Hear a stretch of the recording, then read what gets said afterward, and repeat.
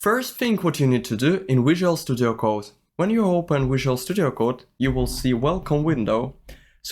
And it actually gives you different opportunities to set up your files. But the most important thing that actually default settings are very suitable for beginners. When you watch different courses, you might see this contrast lights, contrast theme.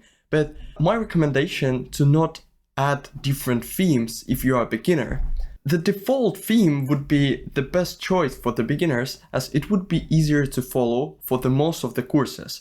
Like most of the content creators follow the default theme to be beginners friendly. It will be much easier for you if you have default theme. The same thing about fonts. You can change them, but it would be just more difficult for you to start learning. So my recommendation would be to not change your themes and fonts if you are a complete beginner. You can change them later. But one really important thing is extensions. Visual Studio Code provides different extensions that might help you to write your code. So I will cover two different ones that might really save your life. How to install extensions. So on the left hand, you see a branch of different icons.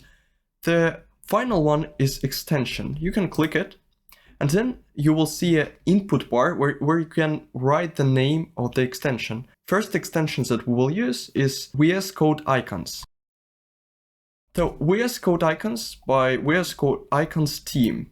You can click, and here you will see an install button. I have uninstall button because I have installed it already. This extension actually helps you to structure your files by adding the small little icons before the file name. So for example, I have a branch of different files, and for example, JavaScript has default icons, but if I enable this plugin, we will see much more deeper information about different icons, and it would be easier to follow and find right files. On this channel, we'll learn JavaScript as first language for beginners, and I really recommend you to install Live Server.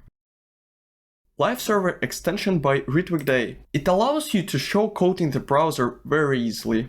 When you install this extension, you will see in the right bottom corner, Go Live button. If you press it, you will see your project in the browser. This is a very easy way how you can see the results of your code. And that's it for today. Thanks for watching.